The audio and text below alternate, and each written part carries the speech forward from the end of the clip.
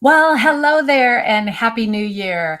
My name is Shelley Harrison and I'm your host of Luminary Leaders Live.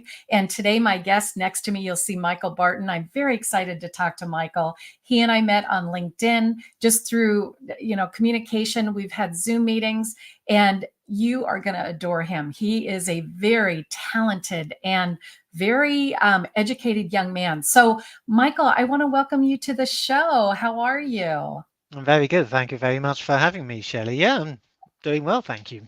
Well, very good, very good. And I want to start with your TEDx talk because when I watched it, and I watched it a couple of times because I really wanted to study who you are and, just the gifts that you give to the world.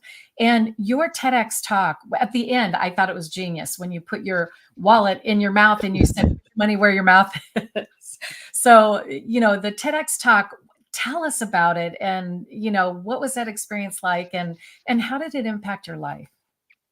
Well, I think for anyone that gives speaking, doing a TED or TEDx talk is a pretty pivotal moment. It's what everyone that is a speaker kind of aspires to do. And I guess the journey how I got there is a noticeable one.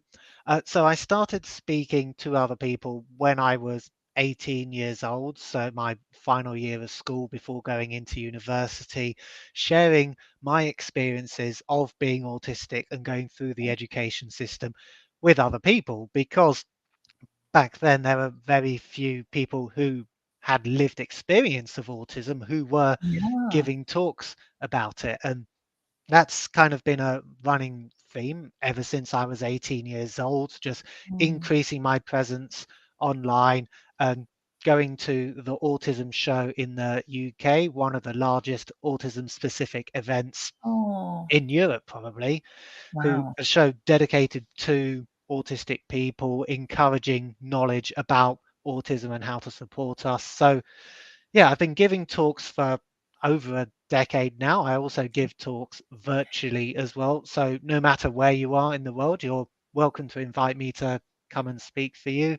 And Oh, yeah, giving a talk at TEDx Oxford, so organized mhm. by students at the University of Oxford, was Wow. really one of the most prominent Powerful. talks I've ever given. It is something to stand in Oxford Town Hall, which is a really grandiose, opulent place, giving a Mm, talk to over 500 people. Like wow. adrenaline was running high.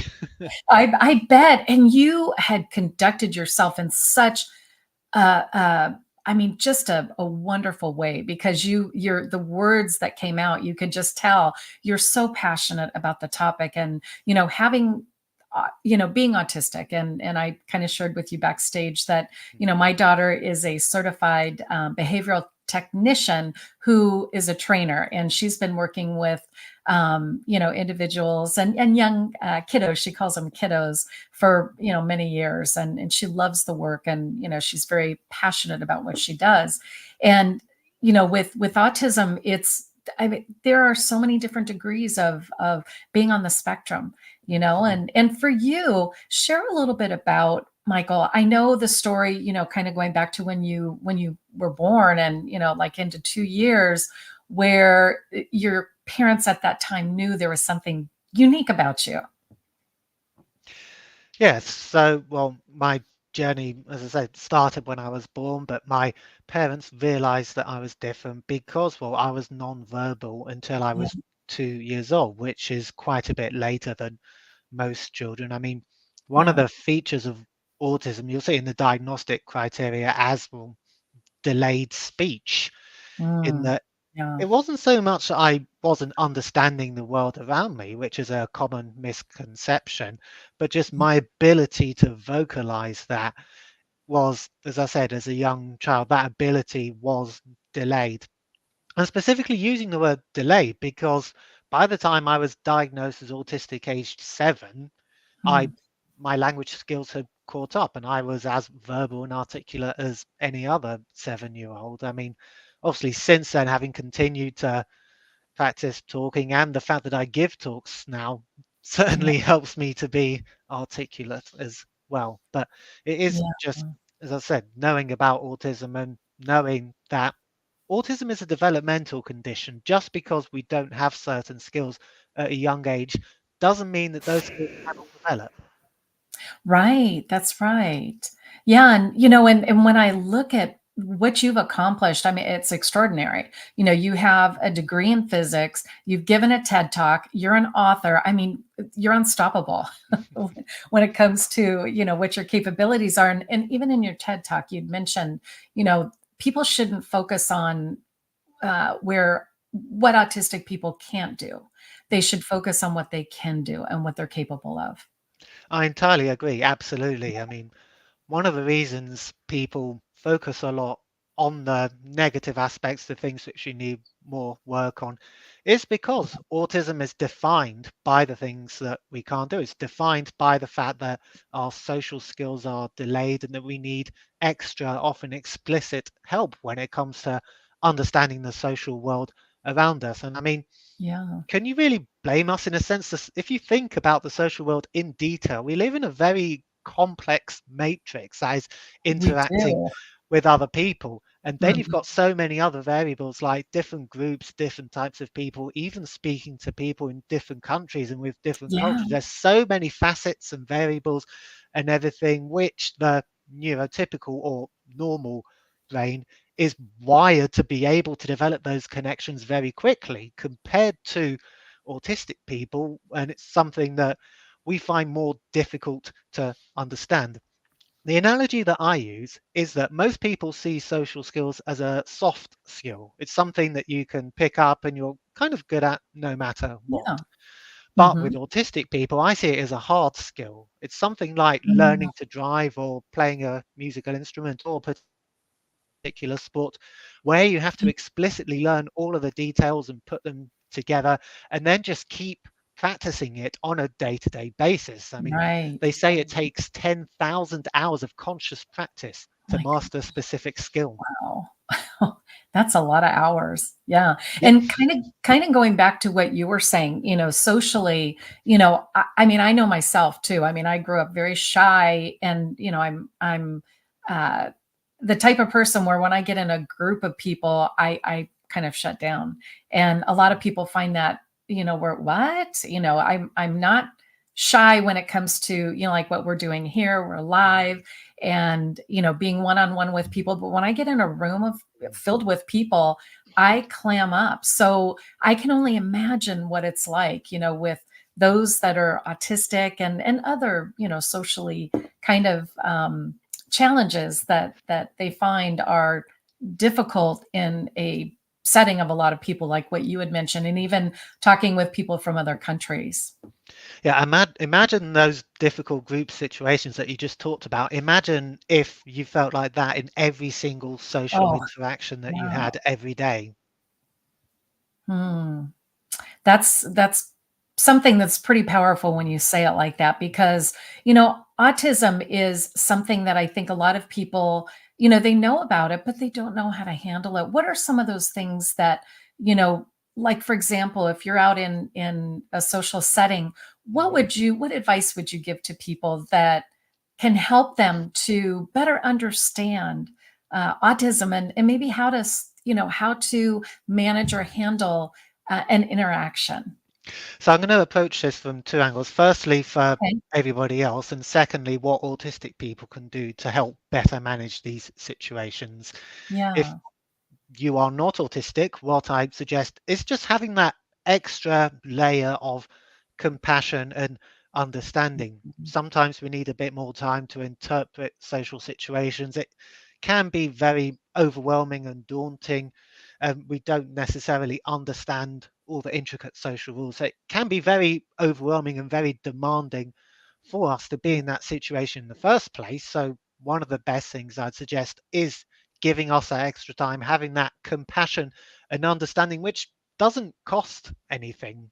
Yeah. And for autistic people, what I'd say, I mean, many of us already do research and preparation when it comes to social situations, but just, Yeah. as I said, trying to understand the rules and knowing, like having a kind of get out of jail free card, like if things get Yeah. too much, knowing what to do to excuse yourself from that social situation so you don't feel like you're trapped in there. You've got Right. an Oh, escape yeah. route or a contingency plan or something. Oh, yeah. No, that makes perfect sense. Yeah.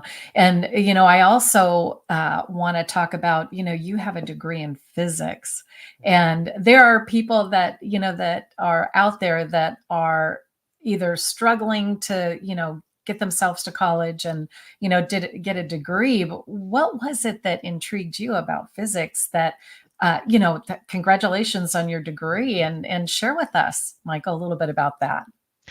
Yeah, so as an autistic person, and as is common with many autistic people, have a very logical and analytical way of thinking, which meant that it naturally lent itself to me being good at maths and the sciences at school. Like numbers and Cool. equations were much easier to understand than comprehension exercises in English, for Mhm. example. And what got me into physics was just like seeing an application for all of these formulas and equations that you learn throughout your time at school in maths, like Mhm. actually being able to apply some of these numbers into real life situations to understand the world around me. That's what ultimately Yeah. interested me in physics, and that's why I pursued to doing it in a degree, because Yeah.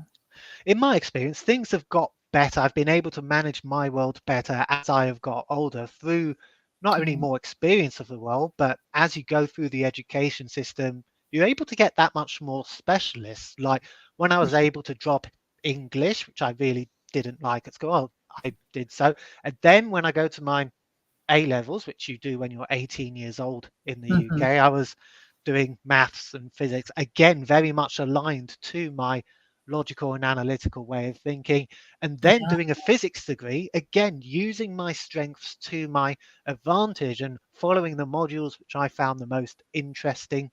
And also, Mm. one thing that I did during my degree was a placement year or sandwich year, as it's sometimes called. So, giving me a year in industry so that by the time I've graduated, I've already got 12 months of work experience and have that better understanding what it's like to work for an employer. Plus, I've got that extra experience over other people who have done a degree but haven't necessarily worked in a relevant field, which I'm sure is Yeah. what helped me to become a data analyst, which is what I currently work as full time. Again, Yeah. using Microsoft Excel, using my knowledge of coding and spreadsheets to understand business problems. Right. And, and there are a lot of people out there that do the kind of work that you do, and it really takes a very detailed, um, very, I don't even know the word that I Detail want. oriented approach. Yeah, exactly, exactly. And be able to, to really do that kind of work. And from what I read a book, I can't remember the name of the book, but it said that there aren't very many people anymore that can do that kind of work. That it's very intricate, and there's a lot of detailed work that goes into it. So, I mean, I applaud you for, for your all of your success, Michael. And when you think about what's next for you, I know you wrote a book, you're an author. So, tell us about that. And then I want to hear what's next for you. So I've written a few books actually. I'll tell you a bit about each of them. The first one, entitled Raining Cats and Dogs, I wrote when I was at school because Yeah. even though by the time I was 7 years old, my language skills had caught up, but with Yeah. my very literal way of thinking, I found it confusing and difficult when people were using like expressions and metaphors and idioms. So Yeah. the idea behind It's Raining Cats and Dogs was essentially translating that. So writing down the confusing phrase or expression, drawing a picture of what first came to my mind, then Mhm. with my support system writing underneath what it actually meant, for the first time, I realized, oh, this expression means that, that means that. And I Oh, could just learn with the visual aid that I'd drawn what yeah. all of these different expressions mean. Hmm. And other people seeing the book realized like it was just a great visual example of my literal thinking. So just to Yeah. bear in mind that autistic people may not understand expressions that you use and to just be aware that we need to be explicitly taught them. They don't come naturally to us. Yeah. Yeah. So Um, that's Raining Cats and Dogs, right? Yep, it's Raining Cats and Dogs, written and illustrated by me. My second book I wrote while I was at university, entitled A Different Kettle of Fish. Oh, I love So, the names that you picked for your titles. thank you. Yeah. So that was describing essentially a day in the life of an autistic person. This year is its 10-year anniversary, by the way. Woot woot. Oh, congratulations. 10 years. Wow. And both books are available on Amazon? Yep, both books are available on Amazon. Yep. And my most recent book, which has only come out very recently, is entitled What Has Autism Ever Done for Us? Oh, wow. So this That is looking, one, yeah. that was one that took a long, long time to write. And so there's a bit of Mm, a gap between that and my previous book. So it's looking at yeah. influential people and essentially what they have in common with autistic people, looking at their lives from an autistic point of view, I my own, and having a section in each chapter for each person showcasing their autistic traits. So not Yeah, necessarily diagnosing someone, because you can't diagnose someone posthumously, but exactly. Yeah. saying without these autistic traits, they wouldn't have been able to shape the world and change the world so that it Mm. is how we experience it today. Gosh, gosh. And your TED Talk, World Imagined, right? World Yeah. Imagined. Am I saying that correctly? Because I didn't know if it was a little bit more than that. It's very just such an intriguing TEDx talk, and I really encourage our audience to go to Michael's TED Talk and listen to it, watch it. It's just profound the way that you put it together, and I'm so proud to see you up there, Michael, because I don't know you that well, but we did connect on LinkedIn, and you really had me at, just the way that you talk and the way that you carry yourself. And I always love, providing a platform for people who are changing the world, and you're doing that. Well, thank you very much, Shelley. Yep. Yeah. I obviously recommend you watch my TEDx talk. It's, well, Yeah. 18 minutes of your time very well spent. Yes. Oh, most definitely. Most definitely.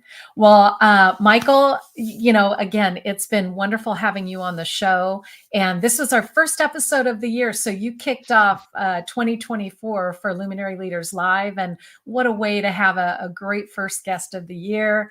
And what is next for you? Well, what's next for me? I mean, who knows what the future will hold, but I'm sure Yeah. I'll continue progressing in my career as a data analyst, continue giving more talks, inspiring more people, educating as many people as I can as to what it's actually like to be autistic. Because, as Yeah. with any minority community, we say nothing about us without us. Hmm. Wow. Well, I am so happy that you're sharing and that you're using your voice to really bring, to the forefront autism, because it's something that a lot of people need to learn more about. Mm. And through your TED Talk, they can learn more, and also through your books, through your 3 books. I highly recommend people go on Amazon and look for Michael Barton, and you'll be able to probably find all 3 books. But again, Michael, good luck to you. We're so excited to have you on the show today, and really learn a little bit more from your perspective, about autism, and also, just being able to bring this to the world, and have people know a little bit more about who you are, and bring you on stage too, like you mentioned, that you're a speaker. So congratulations, and again, thank you so much for being on Luminary Leaders Live. Well, thank you very much. Thank you for having me, Shelley. Yes. All right. Well, Michael, we'll stay in touch, and we're already connected on LinkedIn. And I want to tell our audience, please subscribe to Luminary Leaders Live and check out Michael Barton. Go to his LinkedIn page. And Michael and I had a wonderful conversation on Zoom. So please feel free to reach out. And Michael, Happy New Year. And thank you so much for being with us. Thank you. Well, Happy New Year to you too. Thank you.